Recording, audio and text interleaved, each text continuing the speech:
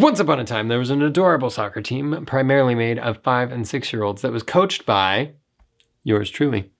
This amazing soccer team, with heart and passion, was absolutely awful at soccer. But what they were really good at was chasing butterflies. They were remarkable at chasing butterflies, and I spent most of my time trying to tell them not to chase the butterflies, but instead chase the soccer ball, which often in turn would somehow activate in all of their brains all at once, and then I would have about 10 6-year-olds chasing a soccer ball.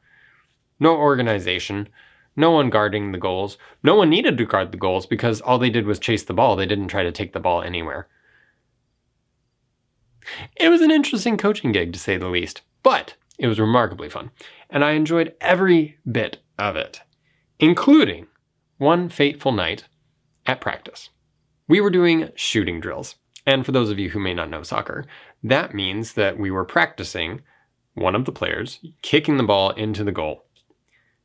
Fairly simple concept, and for this age group, we didn't even have the ball moving. We had the ball sitting in front of the goal, usually dead center, and we would have them kick the ball into the goal. And we gave them 10 opportunities to shoot into the goal. What I did was stand in the center of this very small field and watch both goals.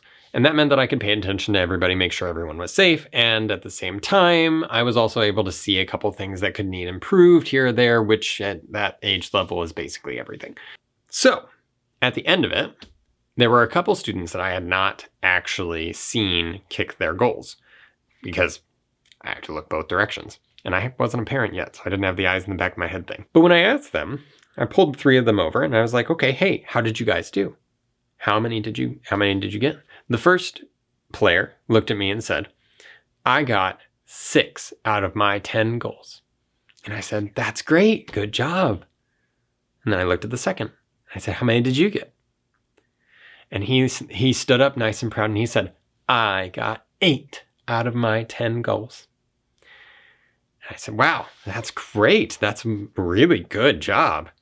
And I looked at the last one and I could already tell that he was thinking really, really hard about his next answer. But I decided to ask him the same question anyway, just to see what would happen.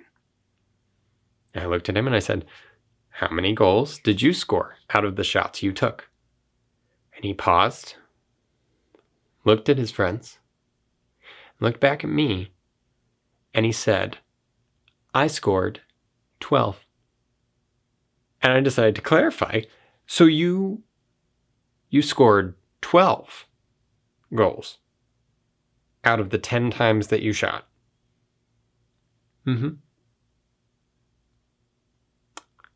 You shot 10 times. And you scored 12 goals. Are you sure? And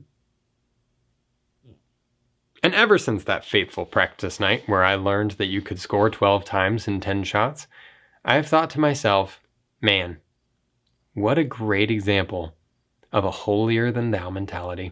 Not only did he wait to hear what his friends had said, but he one-upped them in the best way possible, right? An impossible number that said that he was so amazing that he actually scored more than he shot. And he didn't stop there. He actually backed it up by saying, oh yeah, I was like the best. I did the best. And then looked at his friends and they're like, oh yeah, they only got a couple of their shots, but me, I got all of mine. I got all 12 out of 10 shots. Now for me, the coach, the person that this kid was trying to impress, it sounded ridiculous. I knew that you couldn't score 12 out of 10 times. That doesn't work. That's not how this functions. And the same is true with God too. When we start preaching about our own holiness and we start flaunting it about, saying, oh, look at me, I'm so amazing.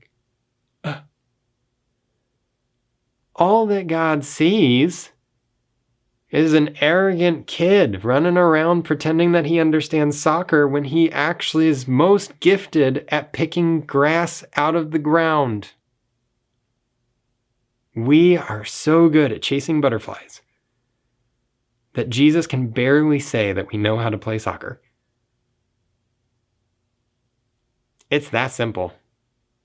When we walk up with a holier-than-thou mentality to any of these situations, and we don't offer the grace and humility that Christ offered throughout his entire life here on earth and then extended to us as his disciples, we sound ridiculous because we don't understand the goodness that God has given us is meant to redeem us and be shared with others, and we try to possess it ourselves and claim it ourselves as us.